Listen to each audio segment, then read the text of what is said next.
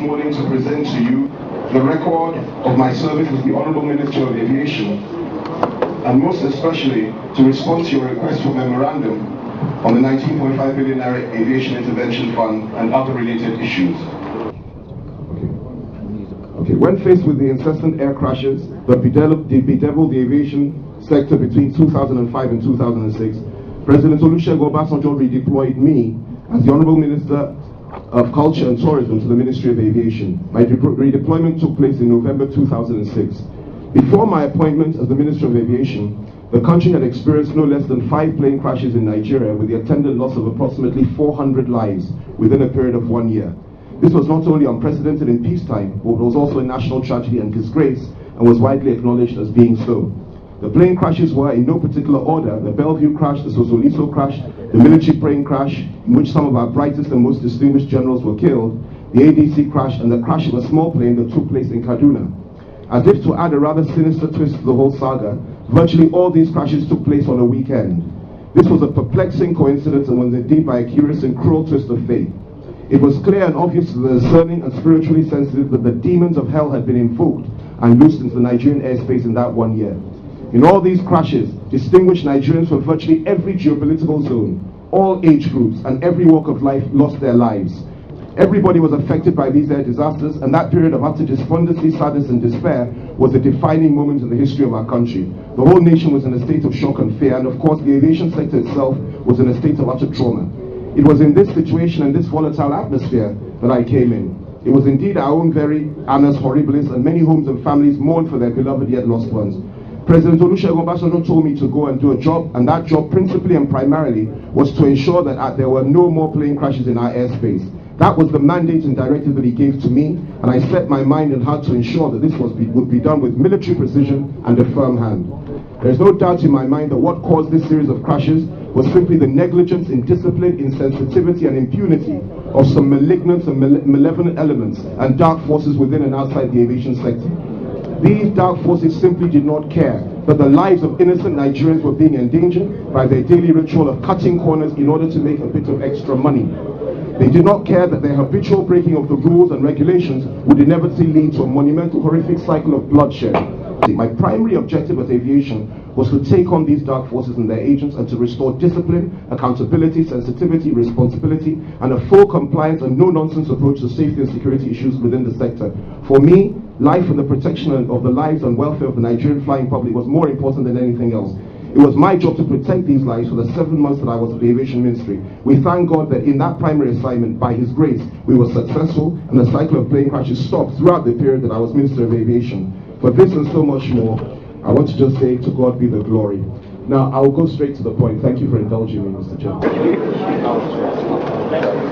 When I assumed duty in the Federal Ministry of Aviation, we discovered the Political Committee report, which was submitted to Mr. President by Air Vice Marshal Politike, had made certain recommendations in order to assist and to ensure the aviation sector, that the aviation sector would improve. One of the recommendations of that report was that 48 billion naira should be released to the aviation sector in order to take care of the infrastructures of the 4 international airports located in Abuja, Lagos, Port Harcourt, and Kano. That was the specific mandate, and that was the recommendation. President Obasanjo and the Federal Executive Council approved 19.5 billion naira out of the 48 billion recommended for application. That was the money that constituted the Aviation Intervention Fund. What must be clearly understood is that not all this money was made available to me when I got there. What happened was that before I got into that office, a substantial part of that money had been sourced and had been spent by my distinguished predecessor in office, Professor Babalola Borishade. Consequently, a sum of 8.5 billion had been sourced, and approximately 8.4 billion of it had been spent from that sum before I came into that office. When I assumed my duties as the minister in November 2006, the sum of 11 billion naira, which was the balance of the intervention fund, was now released to me from the National Resource Development account by President Obasanjo. Apart from that, I should mention here that there was a further 2 billion, which was essentially not part of the intervention fund, but it was also jointly administered by the Federal Ministry of Finance and the Ministry and the Federal Airport Authority of Nigeria.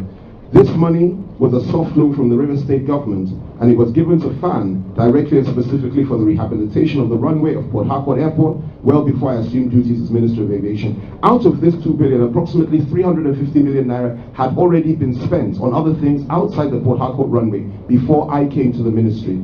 Therefore, when I got to the ministry, I was given the responsibility of administering 11 billion naira, that is from the intervention fund, plus a further 1,633 million naira. That is a soft loan from River State government for Port Harcourt Airport runway. The records will show, and I have all the records and I will send them as evidence, the records will show that out of the 11 billion naira intervention fund that I was asked to administer, I only released approximately 3.8 billion naira, and out of the 1,633 million naira River State government loan, I only released 1.5 billion naira. The records show that consequently, by the time I left the ministry, approximately 7.2 billion naira was left in the intervention fund account, and a further 133 million naira was left out of the 1,633 million that I was given for the Port Harcourt Airport runway. All the documents are attached, and I'm tendering them, Mr. Chairman. I cannot be held responsible for the 8.4 billion that was spent before I came in, or for what happened to what was spent out of the approximately 7.2 billion that I left behind. I can only be held responsible and accountable for the approximately 3.8 billion naira intervention fund and 1.5 billion naira River State government soft loan that I administered on clearly identifiable projects and items which were highlighted as projects to be funded by the intervention fund well before I got there. I want to reiterate that for every contract that I awarded, the balance of the money was left in the account of the intervention fund for those contracts to be fully paid and upon completion. That's very important. I also want to repeat that every contract and every penny that we spent went through due process. Mr. Chairman, I just have a chart here with all the expenses, all the expenditures, what I met, what I left, and so on and so forth. I have the chart and I'm tendering it as evidence, plus all the statements, everything. Contracts, projects executed. Before I list my own projects, let me mention what was done with the 8.4 billion of the intervention fund that had been spent before I came in. 6.4 billion was spent on the Safe Tower project, and a further 2 billion was spent on laying off staff at FAN by my predecessor in office. When I got in, I was a little bit concerned because of the huge amount of money that had been spent, particularly on the Safe Tower project. It was clear to me that the contractor did not appear to have delivered the goods considering the amount of money he had already been paid. The whole amount was given to him up front. My first concern was that with all this money that had been spent, we had to ensure that something was done. I immediately directed my staff to scrutinize the execution of the contract and to push the contractor, Amsterdam, Vienna and Abuja, to do what it had been paid to do. This contract, which had been signed on June 2006, was meant for the refurbishment of 4 airport towers, namely Abuja, Lagos, Port Harcourt and Kano. It is interesting to note that a significant amount of equipment was brought in by the company only after we pushed them to do so. We did this successfully after compelling the contractor to honor his obligations. We did all that we could before we left to pressurize the company to fast-track the importation of the equipment and the completion of the contract. By the time we left, at least 2 of the 4 control towers that had been previously paid for were fully equipped, completed, installed, and commissioned. Whilst fast-tracking the project, I still had some deep concerns about some aspects of the contract and its funding. This informed my setting up a technical committee headed by Captain Shewiyao, as the Senior Special Assistant to Mr. President on Aviation, to look into the details of the contract, its funding, and the execution of the project itself. The committee had very clear terms of reference. A number of controversial issues were raised, and disturbing revelations were made in the final report of that committee. Despite this, the committee, I would have tendered that, but I assume that the committee has that already because I gather that Captain Shewiyao tendered it. But if necessary, I can tender that also. Thank you. Despite this, the committee clearly recommended that the project should be continued because so much money had been spent on it already, 6.4 billion.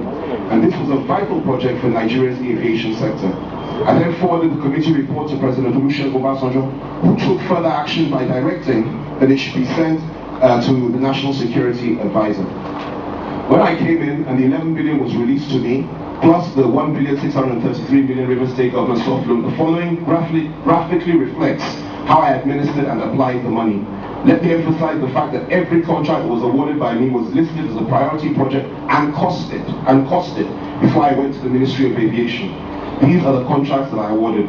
1. The asphalt concrete resurfacing of Port Harcourt International Airport runway 0321. This contract was won by Julius Berger. I took the memo to the Federal Executive Council, followed by ratification. The documents are attached. The contract was awarded at 3 billion. I released 50% of the money.